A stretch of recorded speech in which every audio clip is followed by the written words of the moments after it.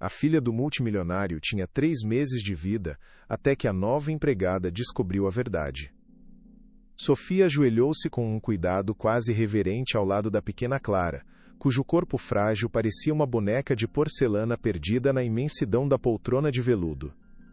O couro cabeludo da menina, completamente sem fios, brilhava sob a luz suave do abajur, e seus pequenos lábios se apertavam a cada toque, mesmo o mais gentil, como se a própria pele doesse. Sofia sentiu uma onda de compaixão que quase a sufocava, uma empatia profunda que ia muito além de suas obrigações como a mais nova empregada da mansão dos Vargas. Aquele palácio nos Jardins em São Paulo era um mundo à parte, um universo de mármore frio, tapeçarias que abafavam qualquer som e uma tristeza que parecia impregnada nas paredes de forma permanente, como uma mancha que produto de limpeza algum poderia remover. Enquanto ajeitava o delicado gorro de seda na cabeça de Clara, Sofia observava tudo com uma atenção que beirava a obsessão, captando detalhes que outros ignorariam. Ela notava a forma como os olhos da menina ficavam vidrados e sem foco após a medicação, a palidez que não parecia de doença, mas de uma exaustão profunda e antinatural, e os tremores sutis em suas mãos que não batiam com o diagnóstico terminal que todos na casa repetiam como um mantra sombrio e resignado. Havia algo terrivelmente errado ali, um detalhe fora do lugar naquela cena perfeitamente orquestrada de sofrimento e luxo. A dor de Clara parecia real, sem dúvida, mas sua causa, essa era a pergunta que ecoava na mente de Sofia, um sussurro perigoso em meio ao silêncio opressor daquela casa. Ela ainda não sabia, mas seu instinto inabalável pela verdade já a estava guiando para o centro de uma teia de mentiras. Ricardo Vargas entrou na sala com a pressa calculada de quem mede o tempo em milhões de dólares por segundo. Seus sapatos italianos de couro polido mal faziam barulho no tapete persa que custava mais do que a casa inteira de Sophie. Mas sua presença era suficiente para gelar o ambiente instantaneamente. Ele lançou um olhar para a filha Clara com uma expressão indecifrável, um misto de dever e fastio, antes de se dirigir a Sofia com uma frieza que cortava o ar. Apenas faça o seu trabalho, moça. Certifique-se de que ela esteja confortável e não se meta onde não é chamada. A enfermeira Helena tem todas as instruções necessárias sobre os cuidados médicos. Sua voz era baixa, controlada, quase um sussurro, mas carregada de uma autoridade que não admitia réplicas ou perguntas. A esposa dele, Beatriz, flutuava ao seu lado como um espectro elegante envolto em seda, cujo único gesto em direção à filha foi um aceno distante e impaciente, como se dispensasse um criado. Sofia sentiu um arrepio percorrer sua espinha. A frieza deles era mais assustadora que qualquer grito ou demonstração de raiva. Eles falavam de Clara como se ela fosse um objeto delicado, um problema a ser administrado, não uma criança que precisava de AM. Só. Sim, Sr. Vargas, farei o meu melhor, respondeu Sofia, baixando os olhos para esconder a indignação que queimava dentro dela. Eu não posso acreditar nisso, pensou, enquanto o casal se afastava já imerso em uma conversa sobre um evento de gala. Eles agem como se ela já não estivesse aqui, como se fosse um fardo insuportável. Aquele distanciamento parental era a primeira peça de um quebra-cabeça que Sofia sentia uma necessidade visceral de montar, custe o que custar. Esta história te comove? Deixe seu like e se inscreva. Continuamos. A rotina na mansão era rigorosa, um balé silencioso de empregados movendo-se com medo e eficiência, cada um em sua órbita de tarefas, evitando o olhar do patrão. Sofia cumpria suas obrigações com uma precisão impecável, mas seus pensamentos estavam sempre em Clara, a pequena prisioneira daquele palácio dourado. Ela limpava os salões vastos e vazios, arrumava os quartos opulentos que pareciam nunca ter sido usados, servia jantares silenciosos onde o único som era o tilintar dos talheres de prata, mas seus olhos registravam cada detalhe que não se encaixava na narrativa da tragédia familiar. Ela via a comida intocada nas bandejas de prata, os brinquedos caros acumulando uma fina camada de poeira em prateleiras imaculadas, a ausência total de risadas infantis que deveriam preencher uma casa com uma criança. A solidão de Clara era palpável, uma névoa densa e fria que nem todo o luxo do mundo conseguia dissipar. Um dia, Enquanto ajudava a menina a beber um pouco de água, seus lábios mal se coletei, movendo, Clara sussurrou com uma voz tão fraca que era quase um sopro de vento. Não quero mais injeções, Sofia. Dói aqui. Ela apontou para o bracinho fino, a pele delicada marcada por pequenas picadas arroxeadas. O coração de Sofia se partiu em 1000 pedaços naquele instante. Eu sei, meu anjo. Logo vai passar, mentiu, sentindo o peso daquelas palavras como chumbo em sua consciência. Ela via a enfermeira Helena administrar os medicamentos com uma eficiência fria, sempre em horários que pareciam aleatórios, nunca seguindo a tabela pregada na parede do quarto. Aquela irregularidade a incomodava profundamente. Uma doença terminal não exigiria uma rotina médica precisa e inalterável? Por que os horários mudavam de acordo com o humor de Helena ou a agenda social dos Vargas? Isso não é da sua conta, Sofia. Concentre-se em manter o quarto limpo e em silêncio absoluto. A saúde de Clara é um assunto extremamente delicado, tratado pelos melhores profissionais que o dinheiro pode comprar. A voz de Helena, a enfermeira particular, era cortante como vidro quebrado, afiada e perigosa. Ela encontrou Sofia observando a tabela de medicamentos com mais atenção do que deveria e não gostou nem um pouco da curiosidade que viu em seus olhos. Havia uma hostilidade velada em seu olhar, uma barreira de aço que protegia os segredos daquela família com uma ferocidade assustadora, quase desesperada. Sofia recuou, murmurando um pedido de desculpas, mas a semente da discórdia já estava plantada entre as duas, e ambas sabiam disso.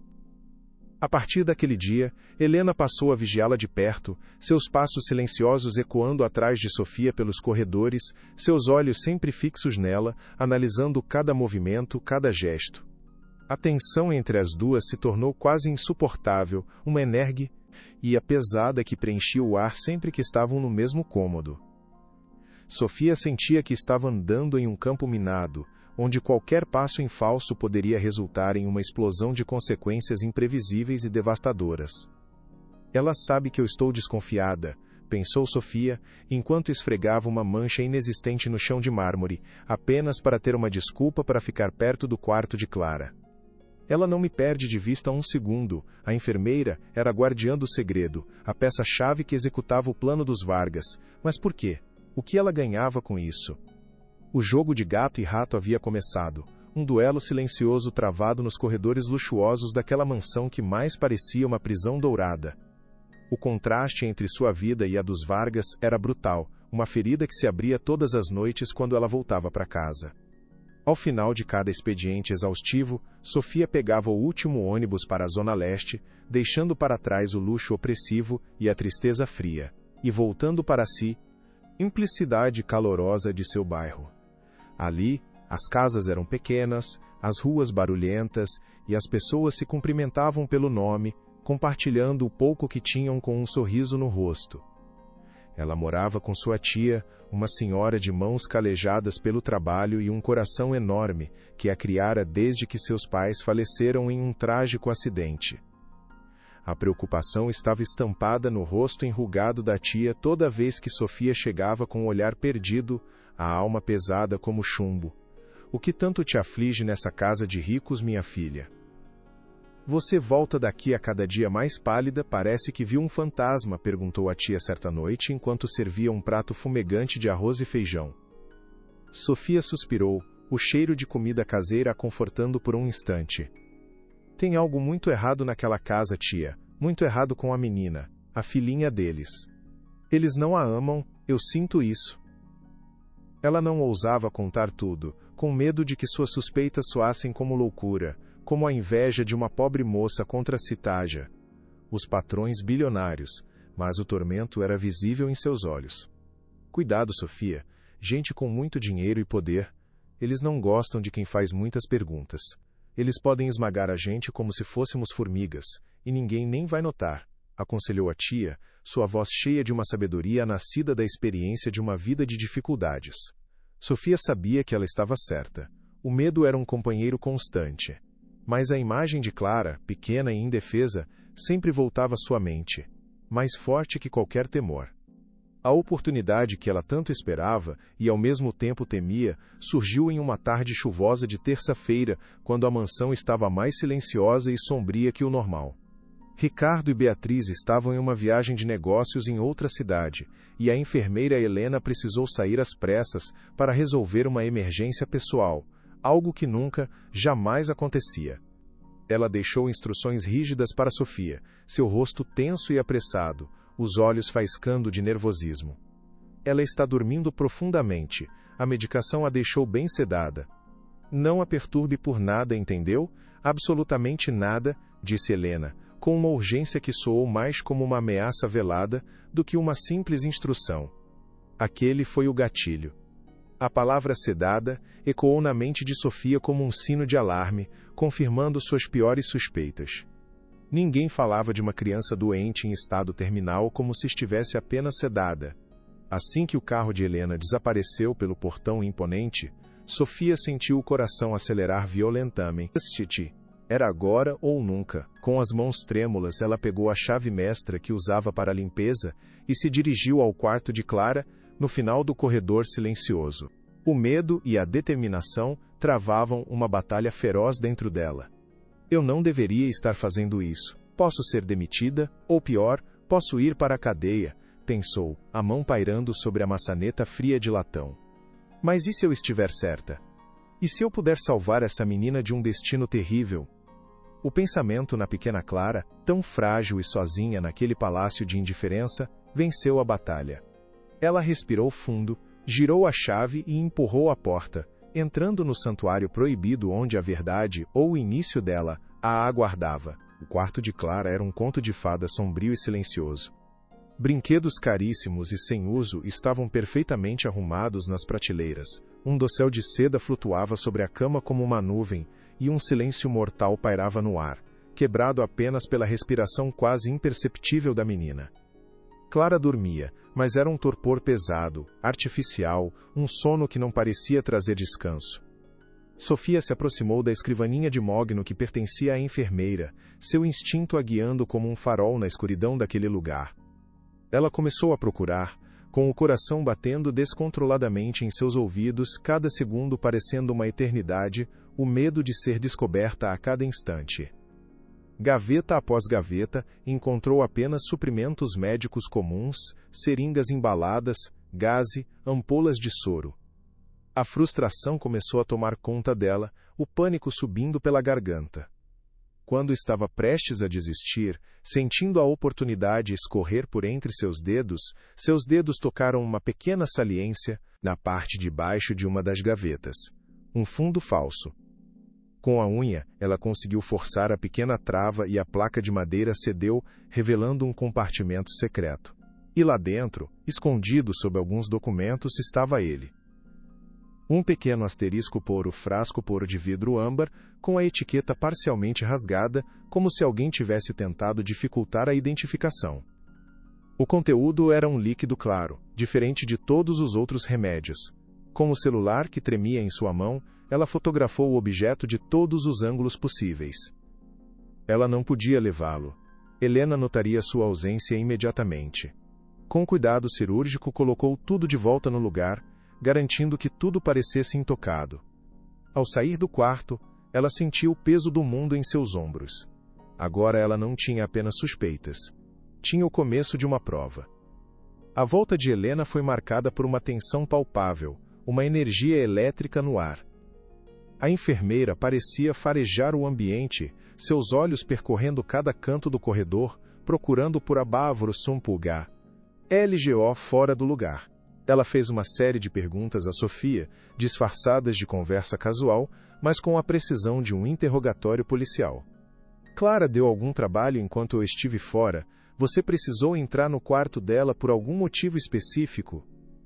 Sofia, com o coração na boca, manteve a compostura que não sentia, rezando para que sua voz não a traísse, para que a mentira soasse natural. Não, senhora Helena. Ela dormiu o tempo todo, exatamente como a senhora disse que ela estaria. Não precisei entrar, não houve necessidade alguma. Ela se esforçou para manter a voz firme e o olhar baixo, como uma empregada submissa faria. evitando o contato visual a todo custo. Helena a encarou por um longo momento, um olhar frio e analítico que parecia penetrar sua alma buscando qualquer sinal de mentira, qualquer hesitação. Por um instante aterrorizante, Sofia teve certeza de que havia sido descoberta, que algum detalhe a havia denunciado, que seu destino estava selado. Mas, para seu alívio, a enfermeira apenas assentiu de forma seca e se dirigiu ao quarto de Clara, trancando a porta atrás de si com um clique que ecoou pelo corredor como um tiro. Sofia soltou o ar que nem percebeu que estava prendendo, suas pernas bambas quase cedendo. Ela havia escapado por pouco. Aquela noite, no ônibus de volta para casa, ela olhava as fotos no celular repetidamente. A imagem daquele pequeno objeto de vidro parecia queimar a tela. Ela não era médica. Como descobriria o que era aquela substância? A quem poderia pedir ajuda sem colocar a si mesma e a sua tia em perigo mortal? O medo era um veneno que se espalhava lentamente por suas veias, dia após dia, tornando cada momento na mansão uma tortura. Sofia começou a ter pesadelos com corredores escuros e olhos vigilantes que a seguiam por toda parte. Durante o dia, qualquer carro preto que passava mais devagar por sua rua a deixava em estado de alerta máximo, o coração disparado. Ricardo Vargas, em uma de suas raras interações diretas, parou Sofia no corredor. Ele segurava um copo de uísque, o gelo tilintando suavemente, um som ameaçador no silêncio da mansão. Você é uma boa funcionária, Sofia, eficiente, discreta. Gosto de pessoas assim, ele disse, com um sorriso que não alcançava seus olhos frios como gelo, um sorriso que era mais uma ameaça do que um elogio. Espero que sua curiosidade natural não atrapalhe seu excelente trabalho. Sabe, pessoas curiosas demais, às vezes encontram coisas que não gostariam de ter encontrado. A ameaça era velada, dita em um tom de conversa amigável, mas clara como cristal. Ele estava lhe dando um aviso. Sabia que ela estava bisbilhotando? Ou era apenas um teste para ver sua reação, uma demonstração de poder? Sofia sentiu um calafrio percorrer sua espinha, o medo gelando seu sangue. Eu apenas faço meu trabalho, Sr. Vargas. Nada mais, ela respondeu, a voz mais trêmula do que gostaria, odiando-se por demonstrar fraqueza diante dele. Ele a observou por mais um instante, um predador avaliando sua presa, e depois se afastou, deixando-a paralisada no corredor. O recado havia sido dado. Ela estava em território inimigo, e o inimigo sabia que havia um traidor em suas fileiras. Algo estava prestes a romper. Nos dias seguintes, Sofia agiu com uma cautela redobrada, transformando-se na sombra de uma empregada perfeita, invisível e eficiente, mas sua mente trabalhava sem parar, ligando os pontos com uma clareza assustadora. Ela começou a prestar atenção nas conversas sussurradas entre Ricardo Vargas e seu advogado, o Dr. Guzmán, que agora visitava a mansão com uma frequência alarmante. Eles se trancavam no escritório por horas, mas as paredes eram finas. Sofia ouvia fragmentos de frases enquanto limpava o corredor, fingindo estar concentrada em seu trabalho.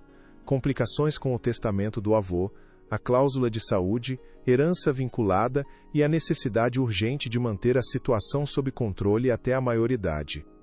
As peças do quebra-cabeça começaram a se encaixar, formando uma imagem monstruosa e inacreditável em sua mente. Parecia que a doença de Clara estava intrinsecamente ligada a uma fortuna, uma herança colossal que só seria liberada sob certas condições de saúde da menina. Usando um computador em uma lan house longe de seu bairro para não deixar rastros, ela pesquisou as poucas letras legíveis da etiqueta do objeto, AZEP. Os resultados a levaram a uma classe de benzodiazepínicos, sedativos potentes usados para ansiedade e insônia em adultos. Em doses altas e contínuas, especialmente em uma criança, os efeitos colaterais poderiam simular perfeitamente os sintomas de uma doença neurológica grave e degenerativa: letargia, fraqueza muscular, perda de apetite, tremores. O sangue de Sofia gelou. Não era um veneno que matava rapidamente, mas um que mantinha a vítima em um estado de morte em vida. Eles não estavam matando Clara. Eles estavam a mantendo doente de propósito, por dinheiro. A decisão de agir a encheu de um medo paralisante que a deixava sem ar, mas também de uma determinação feroz que ela não sabia que possuía. Naquela noite, em seu pequeno quarto na Zona Leste, ela olhou para a foto antiga e desbotada de seus pais, falecidos há muito tempo em um Acid NT de carro. Eram pessoas simples, honestas, que lhe ensinaram o valor da verdade e da coragem, mesmo quando o mundo parecia assustador e injusto. "O que vocês fariam no meu lugar? Me deem uma luz, por favor", sussurrou para a imagem, as lágrimas escorrendo por seu rosto. A resposta veio de dentro dela, clara e forte como a voz de sua mãe. Eles fariam a coisa certa, não importando o custo, não importando o perigo. Ela sabia que procurar a polícia diretamente seria inútil. A influência dos Vargas era imensa. Eles poderiam abafar qualquer investigação com um único telefonema, e ela acabaria desacreditada, presa por falsa denúncia, ou pior. Precisava de alguém que não tivesse medo deles, alguém que lutasse por causas perdidas, um Davi para enfrentar o gigante Golias. Sua tia mencionou uma vez um defensor público conhecido no bairro por sua tenacidade, um homem chamado Dr. Alves, que dedicava sua vida a lutar contra os poderosos em nome dos fracos e oprimidos. Era um tiro no escuro, uma bosta desesperada contra um império. Mas era a única chance que ela tinha. No dia seguinte, em sua folga, Sofia pegou suas poucas provas, as fotos, suas anotações, sua história, e foi até o pequeno e modesto escritório da Defensoria Pública no centro da cidade. Ela estava prestes a bater em uma porta que poderia levá-la à salvação ou à ruína completa. "Eu não posso falhar. Eu não posso falhar por ela", pensou Sofia, repetindo a frase como um mantra silencioso enquanto esperava na sala de recepção simples do escritório da Defensoria Pública. O cheiro de papel antigo e café fraco enchia o ar, um contraste gritante com a atmosfera esterilizada e sem vida da mansão dos Vargas. Cada minuto de espera parecia uma eternidade, cada tic-tac do relógio velho na parede era uma batida de seu coração aterrorizado.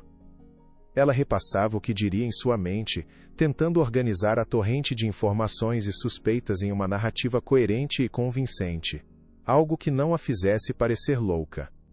E se ele não acreditasse nela? A história que ela tinha para contar era tão monstruosa, tão inacreditável, que até para ela mesma parecia um enredo de filme de suspense. Uma família bilionária mantendo a própria filha doente por causa de uma herança. Era um absurdo completo, uma maldade que desafiava a lógica. Mas as provas estavam em seu celular, queimando em seu bolso, a única âncora na realidade daquele pesadelo. A porta do escritório se abriu e um homem de cabelos grisalhos e olhar cansado, mas perspicaz, a chamou com uma voz calma. "Sofia, sou o Dr. Alves. Pode entrar, por favor." Ela se levantou, as pernas tremendo tanto que mal a sustentavam. Ao entrar na pequena sala, sentiu o peso de sua decisão esmagá-la. Aquele era o ponto de não retorno. Ao contar sua história para aquele homem, ela estaria declarando guerra à família Vargas. Uma guerra que ela não tinha como saber se poderia vencer. Sofia sentou-se na cadeira desconfortável de madeira, em frente à mesa gasta do Dr. Alves, que estava coberta de pilhas de processos, cada um representando uma vida em crise. Por um momento as palavras não saíram. O medo a sufocava, fechando sua garganta como uma mão invisível. O defensor público esperou com uma paciência impressionante, seu rosto expressando uma calma que aos poucos a tranquilizou, dizendo sem palavras que ela estava em um lugar seguro. "Tome seu tempo, moça. Beba um pouco de água. Comece do início. Quando achar que está pronta", ele disse, com uma voz gentil que quebrou a barreira de seu pânico. E então, como uma represa que se rompe, tudo começou a sair de uma vez.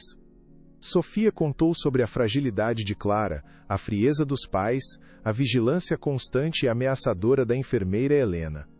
Falou sobre os horários irregulares da medicação, sobre o sono pesado e artificial da menina que não parecia um descanso natural, mas um desligamento forçado. Sua voz tremia ao descrever a descoberta no fundo falso da gaveta, o medo que sentiu ao fotografar o objeto de vidro.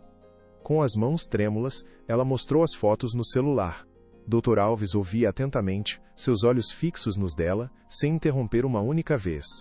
Ele analisou as imagens com uma concentração intensa, ampliando a etiqueta rasgada, absorvendo cada detalhe. Quando Sofia terminou, um silêncio pesado pairou na sala.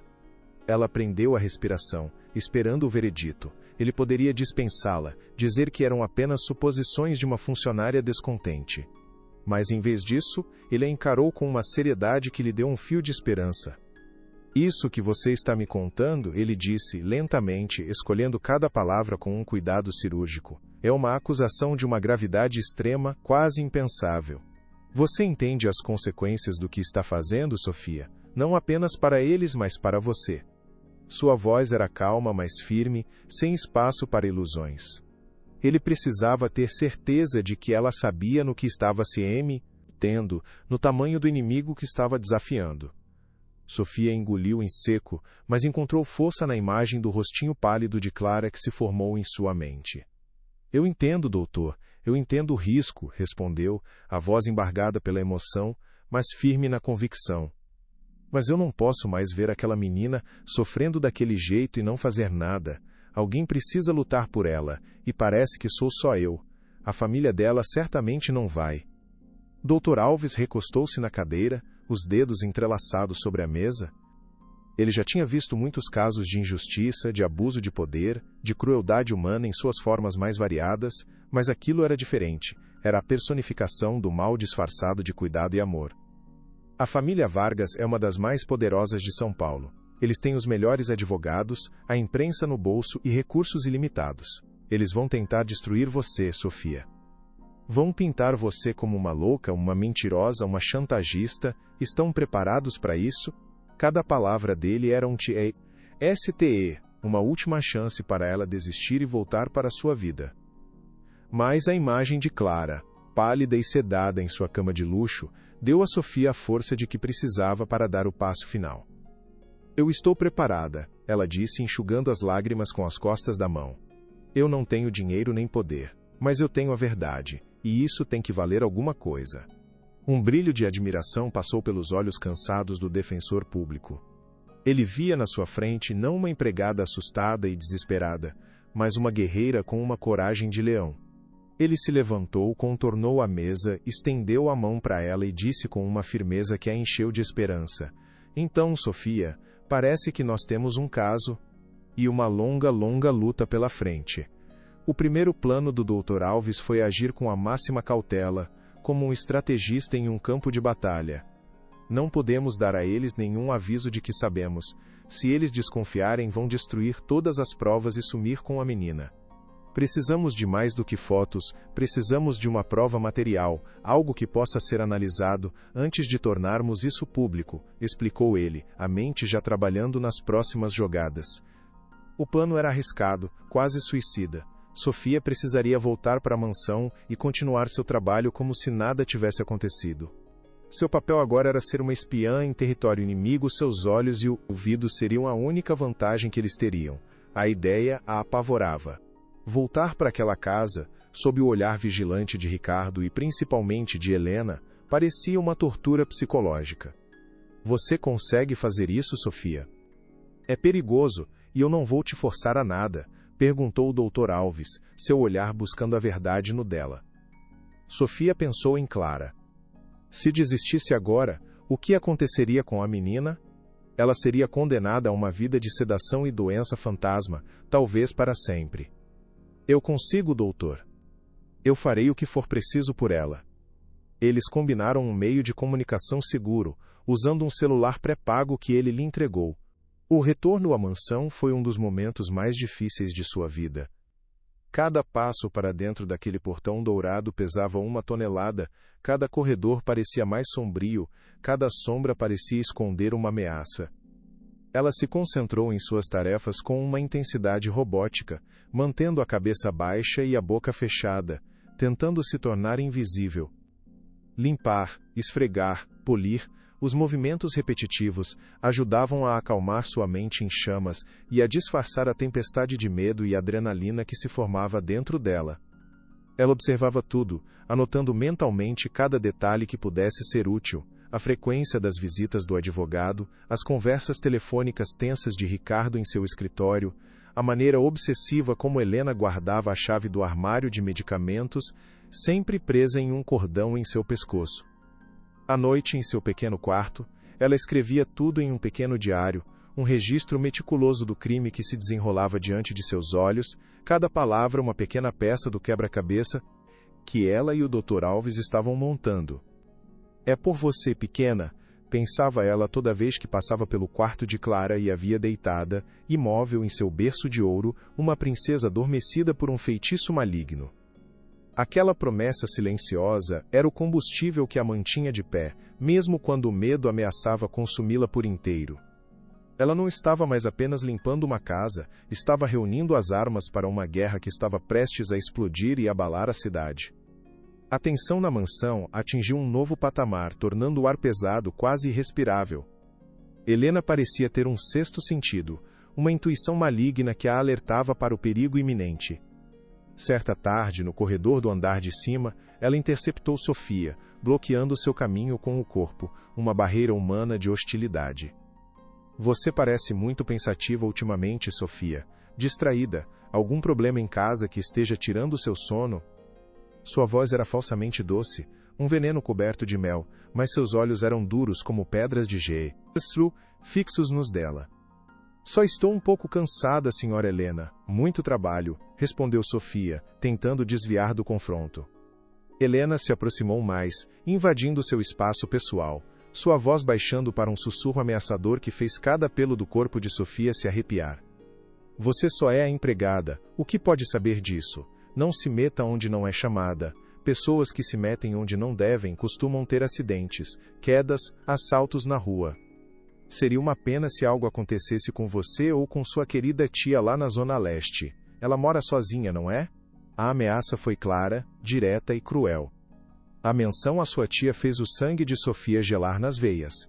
Eles sabiam onde ela morava, sabiam quem era sua única família. Era um aviso claro de que o poder deles ia muito além dos muros daquela mansão. Algo estava prestes a romper. Ela engoliu o medo e a raiva, baixou a cabeça como eles esperavam que fizesse e murmurou. Eu entendo, senhora. Não vou me meter em nada. Mas por dentro, uma promessa se formava. Ela não iria apenas se meter. Ela iria até o fim. A ameaça de Helena foi o catalisador que Sofia precisava, a gota de água em um oceano de injustiça.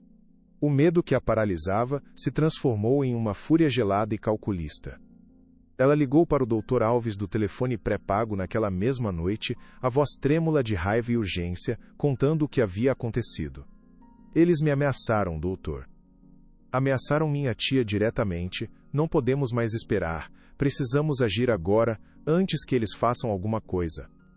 O defensor público, percebendo a gravidade da situação e o perigo iminente que Sofia e sua família corriam, concordou sem hesitar. Você está certa, Sofia. A fase de observação acabou. Agora vamos para o ataque. Mas para isso, precisamos de uma última coisa. A prova definitiva. Precisamos de uma amostra daquele asterisco por frasco por para uma análise laboratorial. As fotos são boas, mas a ciência é irrefutável. A ideia fez o estômago de Sofia revirar. Voltar àquele quarto, abrir novamente a gaveta secreta e roubar uma pequena quantidade do líquido parecia uma missão suicida. Se fosse pega, as consequências seriam inimagináveis, e agora ela sabia que não afetariam apenas a ela, mas também a pessoa que ela mais amava no mundo. Helena, depois da ameaça, certamente estaria com a guarda mais alta do que nunca. Mas o Dr. Alves estava certo. As fotos eram fortes, mas uma análise laboratorial do sedativo seria a prova irrefutável, a bala de prata que selaria o destino dos Vargas e libertaria a Clara para sempre.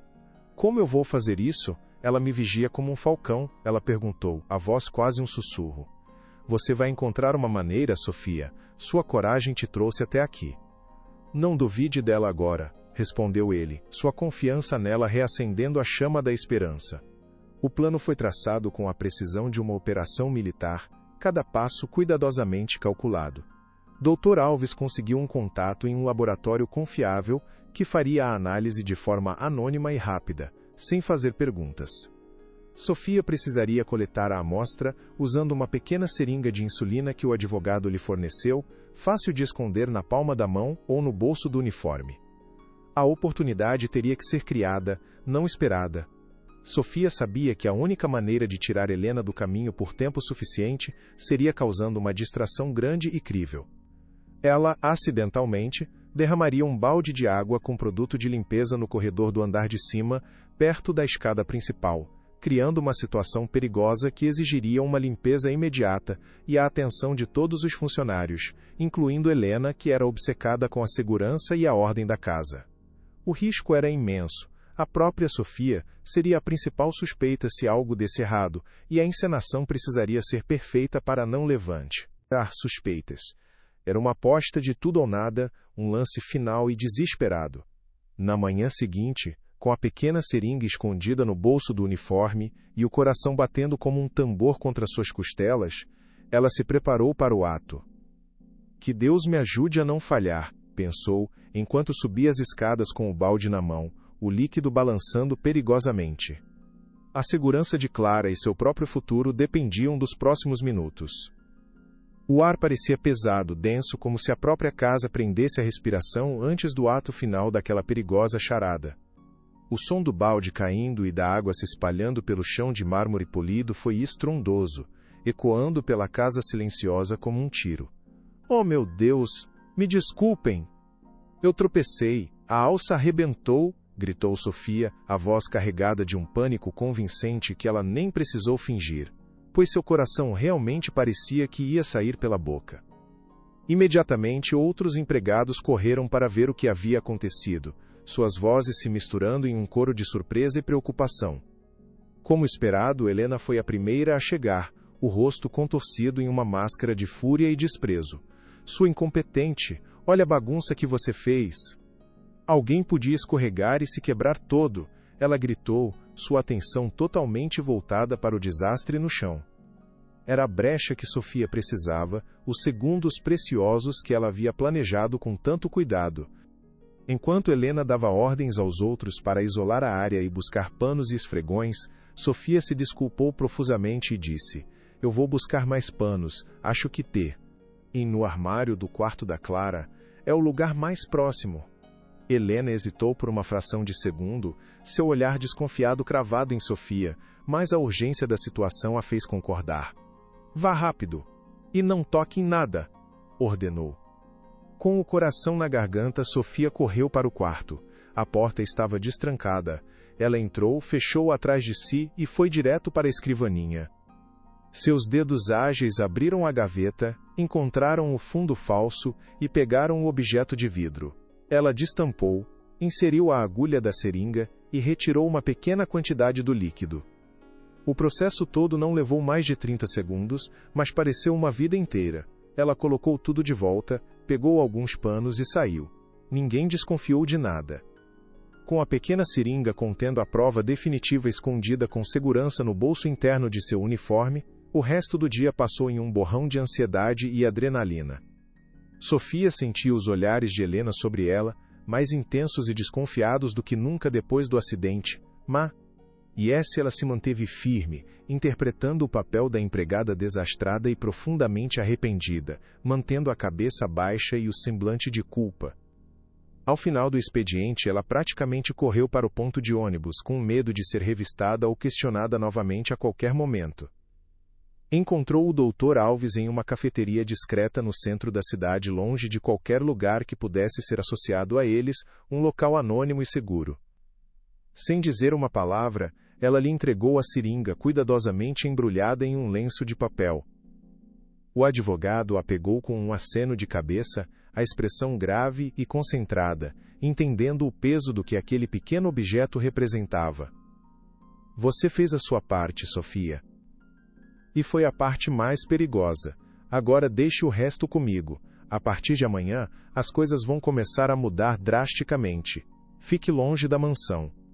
Não volte lá sob nenhuma circunstância. Considere-se demitida a partir de hoje por segurança", ele instruiu, a voz firme. A sensação de alívio que inundou Sofia foi imensa, mas também veio acompanhada de um novo tipo de medo, o medo do desconhecido. A batalha deixaria de ser silenciosa e se tornaria pública e barulhenta. "O que vai acontecer agora, doutor?" ela perguntou, a voz baixa, quase inaudível. Dr. Alves a encarou, e pela primeira vez, ela viu um sorriso confiante em seu rosto. Agora, Sofia, agora nós vamos à guerra. Os dias que se seguiram foram um borrão de medo e reclusão para Sofia, uma espera angustiante em seu pequeno apartamento, mas essa espera terminou com uma chamada que mudaria tudo para sempre. A voz do Dr. Alves no telefone era grave, carregada de uma indignação contida que fez um calafrio percorrer a espinha de Sofia. É como eu suspeitava, Sofia. Pior, na verdade, ele começou e o mundo dela parou de girar. O resultado do laboratório chegou. A análise do líquido não deixa a menor margem para dúvidas. Não se trata de um medicamento. É um benzodiazepínico de altíssima potência, um sedativo extremamente forte. Em doses contínuas, os efeitos mimetizam perfeitamente os sintomas de uma doença neurológica degenerativa, a letargia, a fraqueza, os tremores, tudo. Eles não estão tratando a menina, Sofia, eles a estão envenenando lentamente. O silêncio que se seguiu foi quebrado apenas pela respiração chocada de Sofia. Meu Deus! Por quê?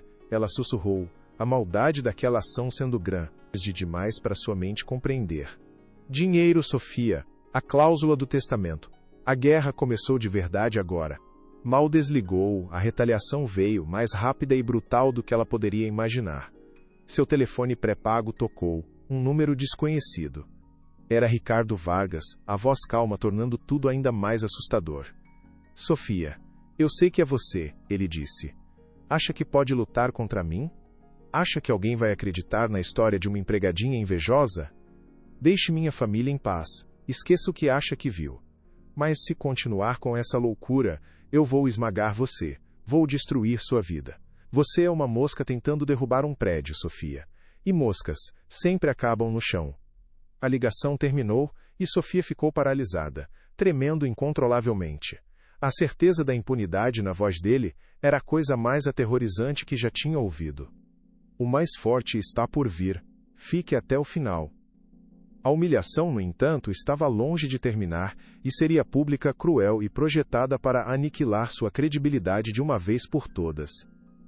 Poucos dias depois, enquanto ajudava sua tia a trazer as compras da feira, um carro de luxo preto, com vidros escuros, parou em frente ao seu prédio modesto. A visão do veículo era tão deslocada na rua simples que todos os vizinhos pararam para olhar, os cochichos começando imediatamente, a curiosidade se misturando com a desconfiança. Um homem de terno caro desceu, segurando uma pasta de couro. Qual de vocês é Sofia Pereira? Perguntou em voz alta, o desprezo evidente em seu tom, como se o simples fato de estar ali o sujasse. Com o coração acelerado, Sofia deu um passo à frente, sentindo todos os olhares sobre ela. Sou eu. O homem, um oficial de justiça, entregou-lhe um envelope grande e grosso sem sequer olhá-la nos olhos, como se ela fosse invisível. A senhora está sendo formalmente intimada. M. Processo por calúnia, difamação e tentativa de extorsão movido pela família Vargas. E aqui está uma ordem de restrição que a proíbe de chegar a menos de 500 metros da família ou de qualquer propriedade deles. Ele se virou e partiu, deixando Sofia paralisada no meio da rua, com os papéis na mão e o olhar chocado de todos os seus vizinhos queimando em suas costas. A vergonha foi um golpe físico, tão doloroso quanto um soco. Sua tia a puxou para dentro, chorando de desespero e medo. Eles estão me destruindo, tia, disse Sofia, a voz oca de desespero. Mas o ataque arrogante teve um efeito que eles não previram. Dr. Alves viu a abertura perfeita e contatou uma jornalista investigativa famosa por sua coragem. Helena, eu tenho uma história. Sobre como os ultra-ricos usam um sistema legal para esmagar pessoas comuns que ousam falar a verdade. Uma típica história de Davi contra Golias. Eles morderam a isca, pensou o advogado com um sorriso sombrio. O Fórum Central de São Paulo era um colosso de pedra e silêncio, um templo sagrado onde a justiça e o poder travavam batalhas invisíveis aos olhos comuns, mas cujas ondas de choque podiam redefinir destinos inteiros, desmoronando impérios ou erguendo heróis improváveis a partir das cinzas do desespero. Naquele dia específico, o ar dentro do tribunal estava elétrico. denso com a expectativa sufocante da mídia e dos curiosos que se acotovelavam na galeria, ávidos por um espetáculo de proporções épicas. Flashes de câmeras explodiam do lado de fora como relâmpagos artificiais, capturando a chegada triunfante dos Vargas que caminhavam com a arrogância inabalável de quem se considera acima de qualquer lei humana ou divina. Ricardo, com seu terno italiano impecável, e Beatriz, uma estátua de gelo envolta em marcas de luxo, não demonstravam um pingo de preocupação ou remorso em seus rostos impassíveis. Seus semblantes eram máscaras de indiferença calculada, cuidadosamente projetadas para transmitir poder, controle absoluto, e um desdém monumental pela situação que os envolvia. Sentada ao lado do Dr. Alves, Sofia sentia-se dolorosamente pequena, uma formiga prestes a ser esmagada sob os sapatos caros daquela opulência cruel e impiedosa. Suas mãos suavam frio e seu coração batia descontroladamente, um tambor de guerra anunciando a batalha de sua vida. Eu não posso fraquejar agora, não por mim, mas por ela, pela pequena Clara, pensou com fervor, buscando uma força que ela nem sabia que existia nas profundezas de sua alma. Aquele momento ela sabia definiria absolutamente tudo. Dr. Alves, percebendo a tempestade interna que assolava sua cliente, colocou uma mão firme e reconfortante em seu ombro, um gesto simples que, naquele mar de hostilidade e julgamento, serviu como uma âncora para sua alma à deriva. Ele se inclinou, sua voz um sussurro de calma em meio ao caos iminente, proferindo palavras de encorajamento que eram como um bálsamo para seus nervos em frangalhos, uma pequena ilha de sanidade no meio da loucura. Ele a lembrava constantemente de que a verdade, por mais simples e frágil que parecesse diante da máquina de propaganda dos Vargas, era a sua única e mais poderosa arma naquele campo de batalha totalmente desigual, um lugar onde mentiras bem contadas e adornadas com riqueza, muitas vezes valiam mais do que fatos inconvenientes e despidos de glamour. O juiz, um homem de semblante severo e cansado, cujos olhos já haviam visto o pior da natureza humana, finalmente deu início à sessão, e o silêncio que se seguiu foi ainda mais aterrorizante do que o barulho anterior. Os olhares de todos na sala, desde o júri até os jornalistas na última fileira, convergiram para ela, pesando sobre seus ombros como uma tonelada de expectativas e preconceitos. Sofia sentia o peso de centenas de olhos, cada par julgando-a, dissecando sua aparência humilde, suas roupas simples, sua postura encolhida.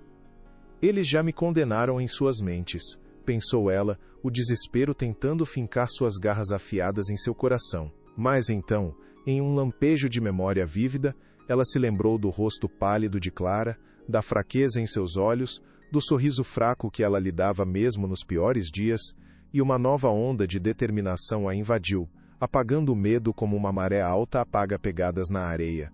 A batalha estava apenas começando, e ela não iria desistir sem lutar com todas as suas forças.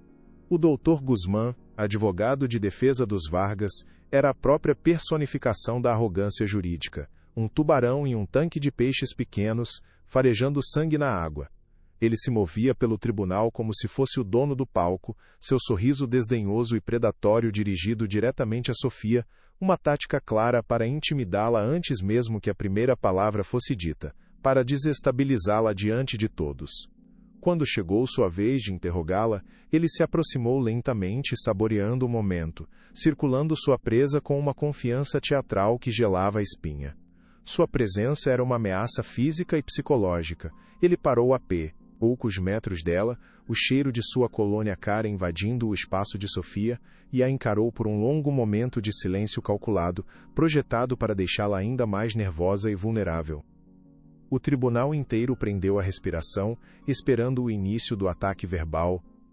Senhora Sofia Pereira, ele começou, a voz gotejando um sarcasmo tão espesso que quase podia ser tocado, cada sílaba carregada de desprezo. Uma empregada doméstica, correto? Com todo o respeito que sua nobre profissão merece, a senhora não possui nenhuma formação em medicina, enfermagem ou qualquer campo remotamente relacionado à saúde, não é mesmo? A senhora mal concluiu o ensino fundamental, pelo que consta nos autos. Cada palavra era um pequeno golpe, uma facada calculada para reduzi-la a uma figura insignificante, ignorante e, portanto, indigna de crédito perante o júri. A galeria prendeu a respiração, antecipando a humilhação que estava por vir, alguns até esboçando sorrisos cruéis. Sofia engoliu em seco, sem tim. Do a boca seca como poeira, tentando manter a voz firme, mesmo que todo o seu corpo tremesse de forma incontrolável sob o olhar penetrante daquele homem. Aquele advogado não queria apenas desacreditá-la, ele queria destruí-la publicamente, aniquilar sua dignidade, transformá-la em uma piada. A sensação de estar completamente sozinha, exposta e vulnerável, era avassaladora, mas ela se agarrou à imagem de Clara. Ela não podia ceder, não agora. A vida de uma criança dependia da força que ela conseguiria encontrar naquele momento. Não, senhor. Sou apenas uma empregada, respondeu Sofia, a voz saindo mais baixa do que pretendia, um sussurro frágil, mas ainda assim audível no silêncio pesado da sala. O advogado riu, um som seco e desagradável que ecoou pelo tribunal como o estalar de um chicote, um som que fez Sofia se encolher. Apenas uma empregada, repetiu ele, deliciando-se com a frase, saboreando cada palavra como se fosse um vinho caro, e olhando para o júri como se dissesse, estão NDO? E, no entanto, a senhora quer que este tribunal, que os médicos especialistas que testemunharam, que todos nós acreditemos que a senhora, com sua vasta e inquestionável experiência em limpar o pó e arrumar camas, descobriu uma complexa conspiração médica que ninguém mais, absolutamente ninguém, conseguiu ver? A pergunta foi seguida por um riso abafado vindo da galeria, uma onda de escárnio que a atingiu em cheio, como um soco no estômago. A humilhação era pública, cortante e desenhada para aniquilar sua credibilidade. Não lhe parece um pouco fantasioso, senhora Pereira? Quase como um enredo de novela barata? Sofia sentiu as lágrimas queimarem seus olhos, mas lutou com todas as suas forças para não deixá-las cair. Ela não daria a ele essa satisfação. Eu não sei sobre conspirações. Eu não entendo de termos complicados, insistiu ela, a voz ganhando um pingo de força, alimentada pela pura indignação que começava a borbulhar dentro dela, superando o medo inicial. Eu só sei o que eu vi com os meus próprios olhos, todos os dias. A sua voz, embora ainda trêmula, carregava uma sinceridade que contrastava com a artificialidade do advogado. Eu vi a menina Clara, eu a via todos os dias, senhor. Ela estava sempre sonolenta, sempre fraca, sempre pálida, especialmente depois que a enfermeira Helena aplicava as injeções noturnas. Era como se a vida estivesse sendo drenada dela, pouco a pouco, dia após dia. Eu via a comida que ela mal tocava, os brinquedos com os quais não tinha forças para brincar. Eu via o brilho em seus olhos se apagar lentamente. A sua credibilidade estava sendo publicamente desmantelada peça por peça pela narrativa cruel do advogado, mas a sua convicção naquilo que testemunhou era a sua única defesa. Ela não tinha conhecimento técnico, mas tinha a verdade de sua experiência e se agarrava a ela como um náufrago a um pedaço de madeira. Dr. Guzmán balançou a cabeça, um gesto teatral de falsa compaixão que ele dirigiu inteiramente ao júri, como se compartilhasse com eles a pena por ter que ouvir tal absurdo vindo de alguém tão simples. O que a senhora viu, com todo o respeito, foi uma criança doente, senhora Pereira.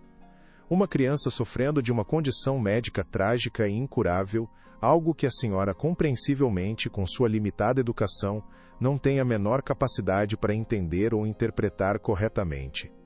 Ele fez uma pausa dramática, deixando as palavras venenosas pairarem no ar, contaminando a percepção de todos na sala. O que a senhora sentiu talvez, e esta é a questão central, tenha sido inveja. Inveja de uma família que tem tudo o que a senhora nunca terá. Um ressentimento que se transformou nesta história fantástica? Não seria essa a verdadeira motivação por trás de tudo isso? Uma tentativa desesperada e cruel de extorquir dinheiro de uma família que já está sofrendo com a dor de uma perda iminente. A acusação foi um golpe baixo, preciso e eficaz. A calúnia pairou no ar, densa e venenosa. Sofia ficou sem palavras por um instante, o choque daquela maldade a paralisando completamente. Ricardo Vargas, na primeira fila, permitiu-se um pequeno sorriso de satisfação. O jogo parecia estar ganho. Não, isso não é verdade, eu nunca faria isso. Eu amava a Clara como se fosse minha, ela exclamou, a voz finalmente quebrando em um soluço de desespero e indignação, a emoção crua escapando de seu controle. O advogado dos Vargas sorriu, um sorriso de vitória fria e calculada. Era exatamente essa reação explosiva e emocional que ele queria provocar. Ele havia conseguido o que queria: transformá-la de uma testemunha preocupada em uma figura histérica, emocionalmente instável e, portanto, pouco confiável aos olhos de todos no júri. A narrativa deles, a de uma empregada invejosa e desequilibrada, estava se solidificando a cada segundo que passava. O juiz bateu o martelo com força, sua voz ecoa, NDO pelo salão com autoridade. Ordem no tribunal! Ordem! Senhora Pereira, controle-se! Mas o dano já estava feito. A semente da dúvida havia sido magistralmente plantada no solo fértil do preconceito. Sofia sentiu o peso esmagador do fracasso desabar sobre seus ombros. Ela olhou para o rosto impassível de Beatriz Vargas, para o sorriso contido de Ricardo, e um calafrio percorreu sua espinha. Eles vão vencer. Eles sempre vencem, pensou, o desespero tomando conta de seu coração como uma praga. Algo estava prestes a romper dentro dela. A esperança estava morrendo. Então, em meio ao silêncio tenso que se seguiu à sua explosão, Dr. Alves se levantou calmamente, sem pressa. Sua presença serena e digna era um contraste gritante com o circo cruel e barulhento montado por seu oponente. Ele não se dirigiu a Sofia imediatamente. Em vez disso, com passos lentos e deliberados, que atraíram a atenção de todos, ele caminhou até a mesa da promotoria e pegou uma pequena caixa de evidências tratando-a com um respeito quase reverencial, como se contivesse algo sagrado. Meritíssimo membros do júri, ele começou, sua voz calma e ressoante, cortando a tensão como uma faca afiada. A defesa pintou um quadro vívido e depreciativo de uma funcionária fantasiosa, movida pela inveja mais baixa e por delírios de grandeza. Eles querem que vocês acreditem que toda esta acusação terrível é fruto da imaginação de uma mulher simples, de uma mulher que eles fizeram questão de diminuir e humilhar diante de todos nós. Ele fez uma pausa, olhando nos olhos de cada membro do júri, um por um, estabelecendo uma conexão. Mas nós não estamos aqui para discutir a imaginação de ninguém. Estamos aqui para discutir fatos, provas concretas e irrefutáveis. A atmosfera no tribunal mudou sutilmente. A calma do Dr. Alves era mais intimidante do que toda a agressividade de Guzmán. Ele se virou para Sofia, e seu olhar não era de pena, mas de profunda confiança e respeito, um olhar que lhe deu uma nova e inesperada força. Sofia, por favor, descreva para o júri exatamente o que você encontrou naquela gaveta com fundo falso no quarto da enfermeira Helena. Não suas conclusões, não suas suspeitas. Apenas o que você viu com seus próprios olhos. Sofia respirou fundo, puxando o ar para os pulmões como se estivesse se afogando, tentando se recompor e encontrar sua voz novamente. Eu encontrei um asterisco por que cor frasco por. A etiqueta estava parcialmente rasgada, mas eu consegui ler parte de um nome que não reconheci. O líquido dentro era completamente claro, transparente como água. Não parecia com nenhum dos outros remédios que eu via a enfermeira preparar para a menina Clara, que geralmente eram coloridos ou leitosos, com cheiros fortes. Sua voz, embora ainda trêmula, estava carregada de uma convicção inabalável, a convicção de quem está relatando um fato. Dr. Guzmán, SC. E levantou abruptamente, quase derrubando sua cadeira. Objeção, meritíssimo, irrelevante e especulativo, ela não é especialista. O juiz, porém, olhou para Dr. Alves e fez um gesto com a mão. Objeção negada. A testemunha irá responder às perguntas do seu advogado. Prossiga, Dr. Alves. O momento da virada estava próximo. A voz de Dr. Alves encheu o silêncio do tribunal, cada palavra caindo com o peso de uma pedra em um lago calmo, criando ondas que se espalhavam pela sala. Meritíssimo para esclarecer a relevância desta descoberta e para remover qualquer sombra de especulação, eu agora chamo ao banco das testemunhas o Dr. Fernando Lima, toxicologista-chefe do Laboratório de Análises Clínicas de São Paulo, uma das maiores autoridades do país em sua área. Um homem de meia idade com uma aparência séria e profissional, cabelos grisalhos e óculos de aro fino, caminhou com passos firmes até o banco e prestou seu juramento. Sua presença exalava competência e imparcialidade, um farol de ciência em um mar de emoções e acusações. Dr. Alves não perdeu tempo com rodeios e foi direto ao ponto, sabendo que cada segundo era crucial. Dr. Lima, o senhor e sua equipe analisaram uma amostra de um líquido que lhe foi entregue pela polícia, identificada nos autos como evidência 7B, retirada do objeto encontrado pela CPUTO. Nhora Pereira? O médico assentiu, consultando brevemente suas anotações com a precisão de um cientista. Sim, analisamos exaustivamente a amostra que nos foi enviada, respondeu ele, a voz clara e sem emoção, o tom de quem lida apenas com fatos. A sala estava em silêncio absoluto. Até mesmo o Dr. Guzmán parecia apreensivo, percebendo que o controle do julgamento estava escorrendo por entre seus dedos como areia. O que aquele objeto continha? A pergunta pairava no ar, carregada de uma tensão quase insuportável. E quais foram as suas conclusões, doutor? Que substância era aquela contida nele? Perguntou o Dr. Alves, mantendo a voz firme e controlada, mas com um brilho de antecipação em seus olhos.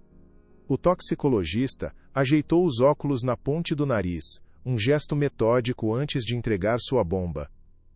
A substância em questão é um potente benzodiazepínico, um sedativo de ação extremamente prolongada, geralmente usado em doses mínimas para tratar distúrbios de ansiedade severos em adultos.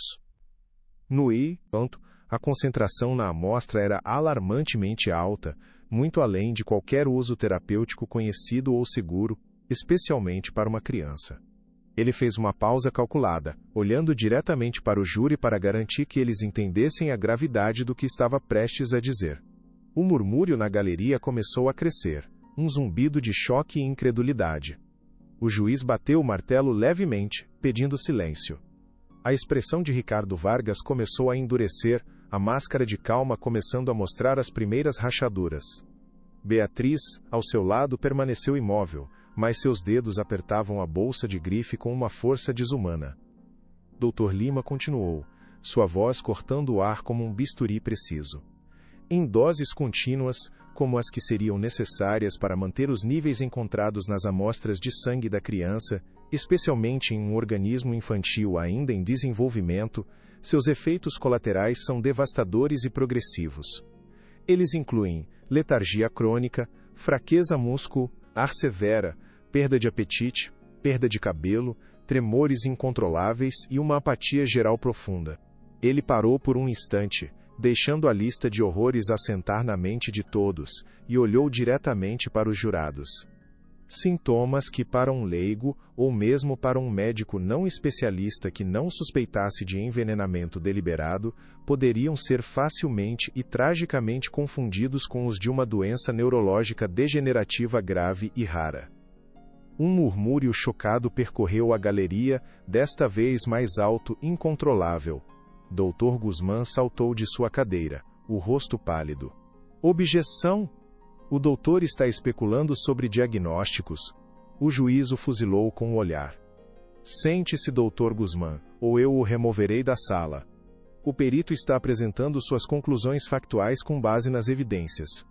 A armadilha estava se fechando. A verdade, fria e científica, estava vindo à tona, e era mais horrível do que qualquer um poderia ter imaginado. Então, para ser absolutamente claro para todos neste tribunal, doutor, continuou o Dr. Alves, a voz agora subindo de tom, carregada de uma indignação contida que ressoava em cada palavra. A substância encontrada naquele objeto, a mesma substância que foi encontrada no sangue da pequena Clara Vargas em níveis perigosos. Aquilo não era um remédio para tratar uma doença terminal, correto? Não era um tratamento, mas sim a causa da doença? A pergunta pairou no ar por um segundo que pareceu uma eternidade, suspendendo a respiração de todos. O Dr. Lima foi categórico, sua resposta final e irrefutável, selando o destino dos Vargas. Absolutamente não. Em termos leigos, mas medicamente precisos, meritíssimo, aquilo que estava sendo dado à criança era essencialmente um veneno lento. uma substância projetada não para curar, mas para simular os sintomas de uma doença grave, para manter a criança em um estado de doença fabricada e crônica. A máscara de Ricardo Vargas finalmente se quebrou publicamente R completo. Seu rosto se contorceu em uma máscara de fúria e pânico. Beatriz levou a mão à boca, seus olhos arregalados de puro terror. Eles foram pegos. A teia de mentiras que eles teceram com tanto cuidado ao longo de anos estava se desfazendo diante de todo o país. O golpe de misericórdia veio quando o Dr. Alves se aproximou da mesa do júri, segurando o pequeno objeto de vidro, agora devidamente selado em uma embalagem plástica transparente de evidências. A luz do tribunal brilhou no vidro, transformando-o no centro de todo o universo naquele momento. Membros do júri, a defesa quer que vocês acreditem em uma fantasia. A fantasia de uma empregada invejosa e mentirosa. Ele olhou para cada um deles, sua voz agora um trovão. Mas a única e terrível fantasia nesta sala é a trágica doença de Clara Vargas, uma farsa cruel, desumana, orquestrada por seus próprios pais. Ele se virou abruptamente e apontou um dedo acusador diretamente para Ricardo e Beatriz, que se encolheram como se tivessem sido fisicamente atingidos. A acusação era direta, brutal e, agora, inegável. O ar crepitava com a eletricidade da revelação. O império dos Vargas, construído sobre uma base de poder e dinheiro, estava prestes a implodir. Eles fizeram isso com a própria filha, pensou Sofia, o horror da verdade superando até mesmo seu imenso alívio. E por quê? Por que pais fariam algo tão monstruoso com sua própria filha? A voz do Dr. Alves ecoou, retórica e poderosa, preenchendo cada canto do salão. Pelo motivo mais antigo e desprezível de todos, ganância. Dinheiro. Ele pegou um documento grosso da sua pasta e o ergueu para que todos vissem. O testamento do avô de Clara, o Sr. Afonso de Andrade, um homem que amava sua neta acima de tudo, deixava claro em sua cláusula 12ª que a totalidade de sua vasta fortuna, avaliada em bilhões, só seria transferida aos pais, Ricardo e Beatriz, se a neta, sua única herdeira direta, não atingisse a maioridade por motivos de saúde comprovadamente graves e preexistentes. O tribunal explodiu em um caos de gritos, exclamações de choque e flashes de câmeras que pareciam tiros. Ricardo Vargas se levantou de um salto, o rosto vermelho de fúria e desespero. Isso é um absurdo, uma calúnia. A mulher está mentindo para roubar nosso dinheiro. Mas era tarde demais. A verdade, contida naquele pequeno objeto de vidro, havia sido libertada. A imagem da família perfeita, construída com tanto cuidado e dinheiro, desmoronou em um instante, revelando a monstruosidade que se escondia por baixo da superfície polida. Beatriz começou a chorar histericamente, não de tristeza ou arrependimento, mas de puro pânico ao ver seu mundo de luxo e privilégio se transformar em pó diante de seus olhos. O império dos Vargas não estava apenas ruindo, estava sendo publicamente demolido, pedra por pedra, mentira por mentira, ao vivo para todo o país. O juiz, com o rosto sombrio, batia o martelo repetidamente, mas sua voz era abafada pelo tumulto da verdade revelada, a onda de choque da revelação era forte demais para ser contida. Os guardas do tribunal já se moviam em direção a Ricardo e Beatriz, antecipando a ordem que estava por vir, seus rostos impassíveis contrastando com o caos ao redor. Sofia observava tudo, as lágrimas agora correndo livremente por seu rosto, mas não eram lágrimas de tristeza. Eram lágrimas de libertação. Pela Clara. Pela justiça que parecia impossível. A empregada doméstica que todos desprezaram, que todos humilharam, havia derrubado gigantes. O poder do dinheiro havia sido derrotado pelo poder da verdade e da coragem de uma mulher que se recusou a ficar em silêncio. A batalha estava vencida. Se esta história tocou seu coração, compartilhe para que chegue a mais pessoas. A ordem do juiz soou como um trovão sobre o caos clara e final. Detenham os réus. Ricardo e Beatriz Vargas foram algemados ali mesmo, na frente das câmeras que antes os idolatravam e que agora registravam sua desgraça para o mundo. A imagem do casal poderoso, com suas roupas de grife e joias caras, sendo contido e levado por guardas, tornou-se instantaneamente icônica, o símbolo da queda de uma dinastia corrupta. A arrogância finalmente desapareceu de seus rostos, substituída por uma mistura feia de choque, medo e ódio impotente. Eles olharam para Sofia enquanto eram arrastados para fora da sala, e em seus olhos não havia remorso, apenas a fúria de quem foi derrotado por alguém que consideravam insignificante, um inseto. Dr. Guzmán, o advogado, ficou paralisado em seu lugar, pálido como um fantasma, sabendo que sua carreira e sua reputação haviam acabado de ser incineradas junto com seus clientes. O barulho na sala era ensurdecedor, mas para Sofia, tudo pareceu ficar em câmera lenta. Ela via os rostos chocados do júri, a fúria dos espectadores na galeria, o frenesi dos repórteres. A justiça, pela primeira vez em muito tempo, parecia ter um rosto e um nome. E era o dela. No meio da confusão, Dr. Alves se aproximou de Sofia e colocou a mão em seu ombro novamente, mas desta vez o gesto não era de consolo, mas de profundo orgulho e admiração. Você conseguiu, Sofia, você conseguiu, disse ele, a voz embargada pela emoção, os olhos brilhando. Você salvou aquela menina. Você nunca duvidou, mesmo quando todos os outros o fizeram. Sofia não conseguia responder com palavras. Ela apenas assentiu, as lágrimas de alívio e exaustão finalmente vencendo a batalha contra sua compostura. A jornada tinha sido longa e aterrorizante. Ela havia enfrentado ameaças veladas, humilhações públicas e o medo constante de não ser acreditada, de ser esmagada por um sistema que favorecia os ricos e poderosos. Mas ela persistiu, movida por uma decência fundamental e pelo amor por uma criança que não era sua, mas que ela havia adotado em seu coração. O que vai acontecer com a Clara agora? Ela perguntou, sua primeira e única preocupação sendo o bem-estar da menina. Dr. Alves sorra ao rir. Um sorriso genuíno e cansado. Agora, ela terá uma chance de verdade. Longe deles, longe deste veneno. Graças a você, ela terá a chance de ser apenas uma criança.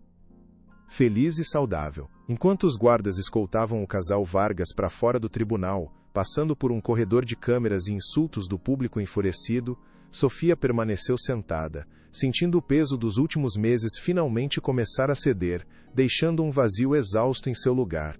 O mundo lá fora estava em ebulição com a notícia, mas dentro daquela sala de madeira escura, uma calma estranha se instalou.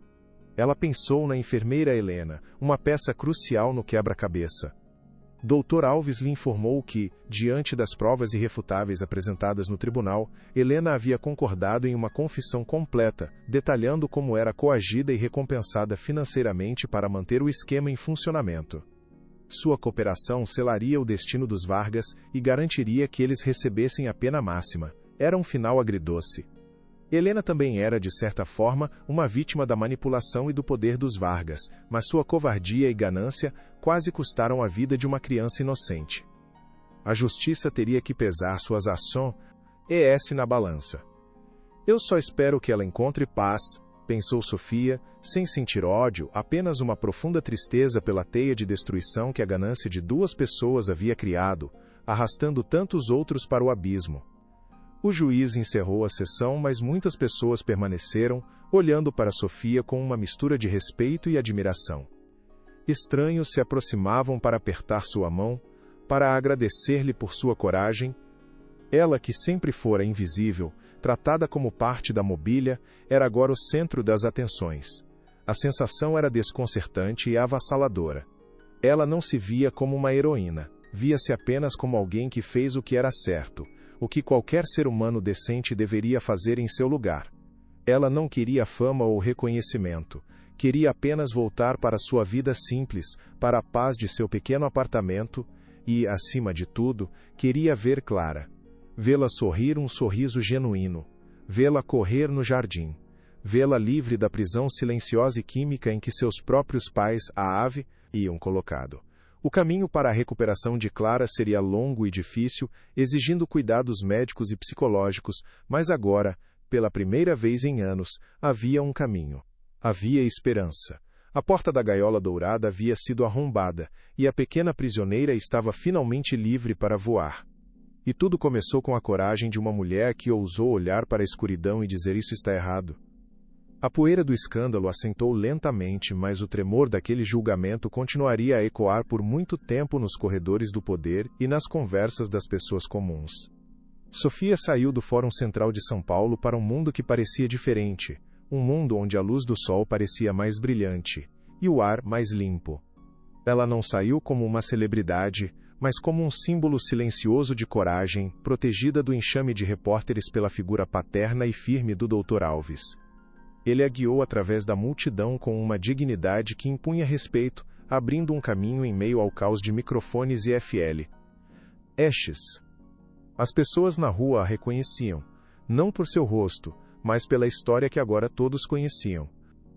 Alguns aplaudiam timidamente, outros a olhavam com uma admiração silenciosa que valia mais do que qualquer palavra. Ela não queria a atenção, mas compreendia seu significado. A sua luta solitária tinha se tornado a luta de muitos, uma pequena chama de esperança para todos aqueles que se sentiam impotentes contra a arrogância dos poderosos. Acabou, realmente acabou, pensou ela, a mente ainda girando com a velocidade dos acontecimentos, o som do martelo do juiz ainda ecoando em seus ouvidos como uma canção de libertação. Aquele dia não marcou apenas o fim de um pesadelo, mas o começo de algo novo. A sentença de Ricardo e Beatriz Vargas foi exemplar, uma decisão que chocou a elite paulistana acostumada à impunidade.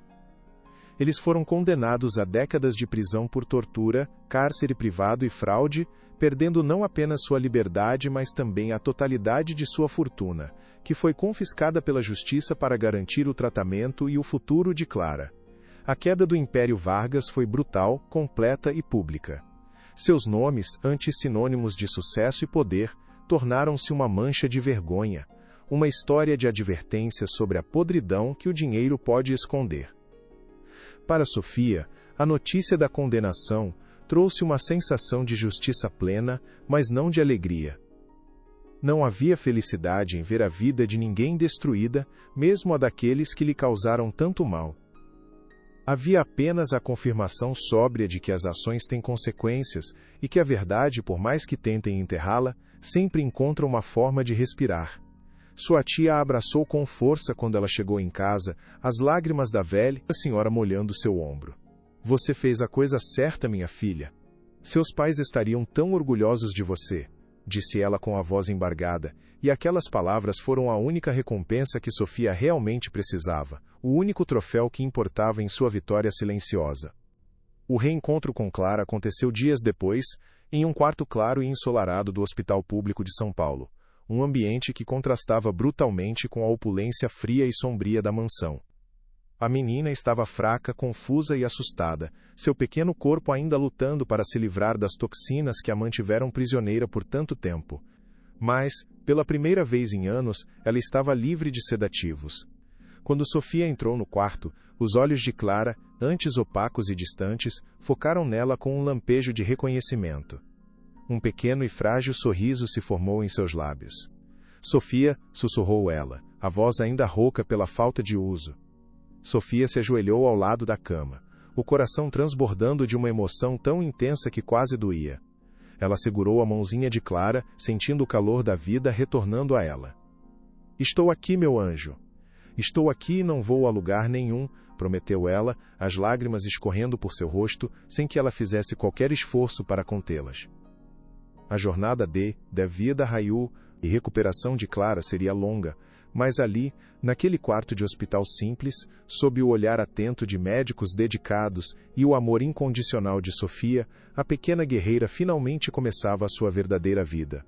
Ela vai ficar bem, pensou Sofia. Ela é forte, nós somos fortes. Os meses seguintes foram de uma transformação lenta, mas milagrosa. Sob os cuidados adequados, o corpo de Clara começou a responder de uma forma que espantou até os médicos mais otimistas. O cabelo, que todos pensavam ter sido perdido para uma doença cruel, começou a crescer novamente, fios finos e macios que Sofia adorava acariciar. As cores voltaram ao seu rosto, substituindo a palidez doentia por um tom rosado e saudável. Ela começou a ganhar peso, a desenvolver a curiosidade natural de uma criança e, o mais importante de tudo, a sorrir. Seus primeiros passos firmes no corredor do hospital foram comemorados pela equipe como uma grande vitória. Sua primeira gargalhada alta e cristalina foi música para os parachulos, ouvidos de Sofia, o som mais bonito que ela já tinha ouvido em toda a sua vida.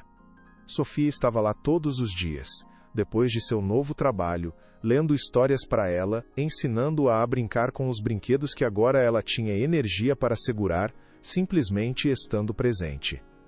Ela se tornou a constante na vida de Clara, a rocha em seu mar de confusão, a personificação da segurança e do amor que lhe foram negados por tanto tempo por aqueles que deveriam protegê-la.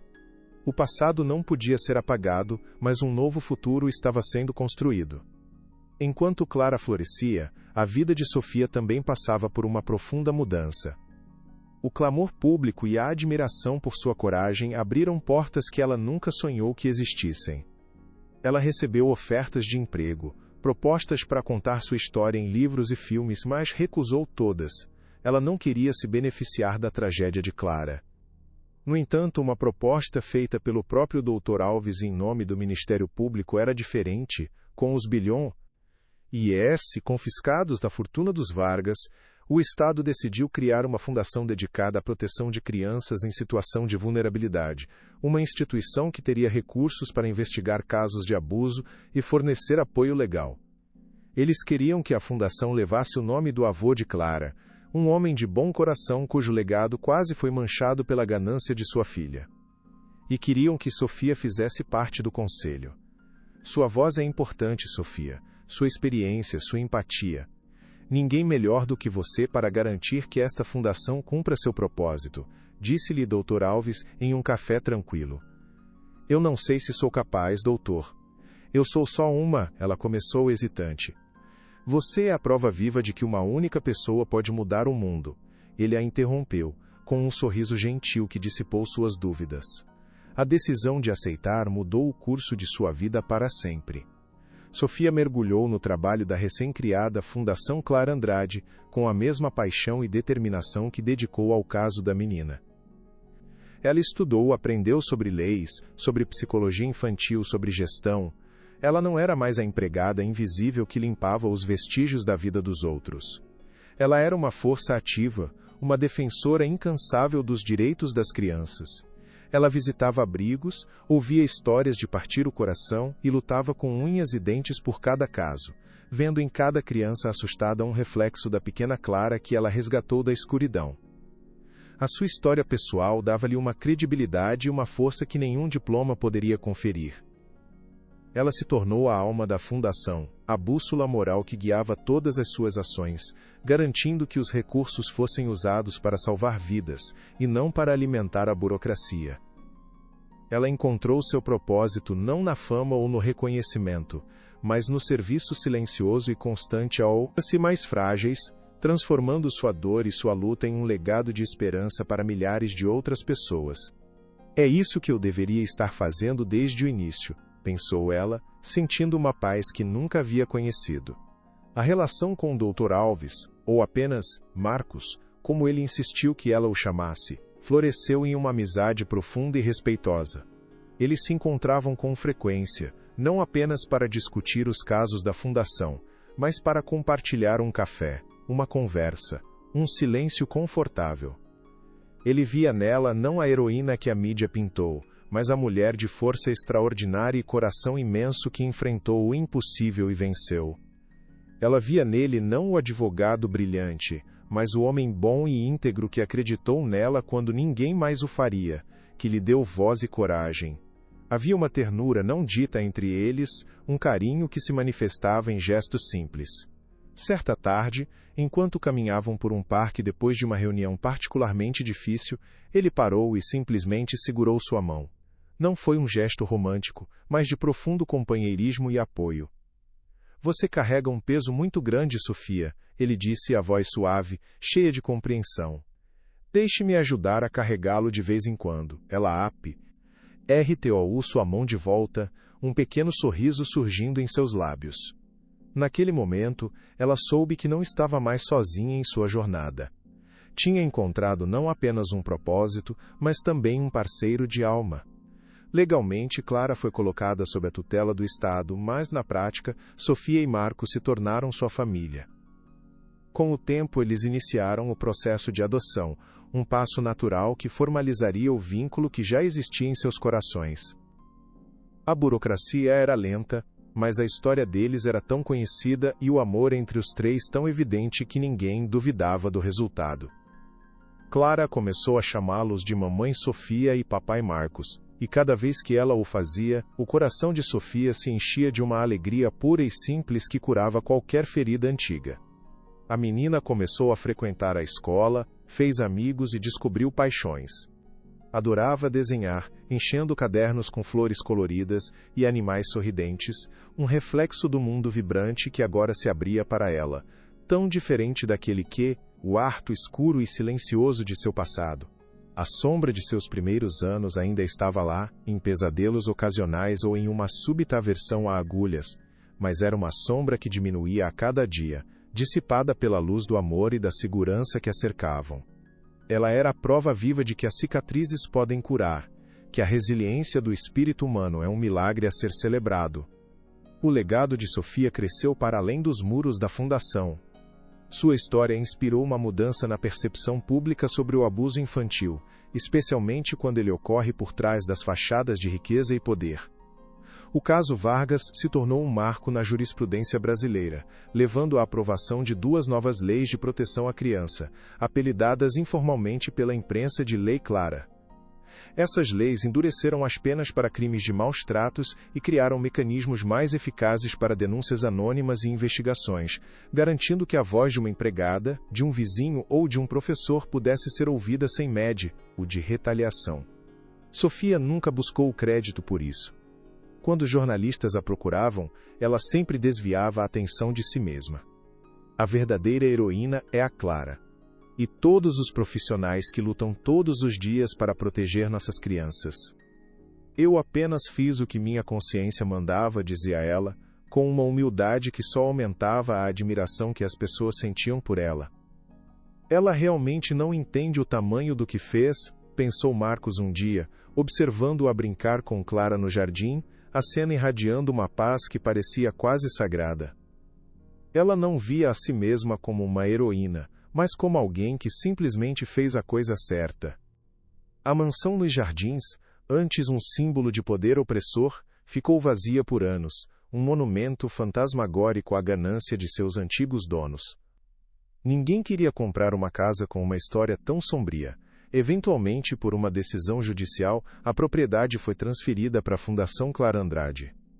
O local que foi a prisão de uma criança seria transformado no maior centro de acolhimento para vítimas de abuso do país. Enquanto os tijolos da crueldade eram substituídos por alicerces de esperança, o destino de seus antigos mestres seguia o caminho oposto. Ricardo Vargas morreu na prisão de um ataque cardíaco, sozinho e esquecido. Beatriz enlouqueceu lentamente no confinamento, perdida em delírios de sua antiga glória, uma figura patética assombrada por suas próprias escolhas.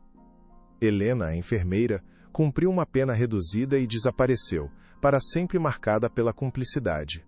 Dr. Guzmán teve sua licença cassada, terminando seus dias em obscuridade. A justiça em suas muitas formas sagaz havia prevalecido. A transformação da mansão foi a reparação poética definitiva, a prova de que a luz sempre pode nascer da escuridão mais profunda, transformando o mal em bem. 5 anos se passaram desde o julgamento que parou o país.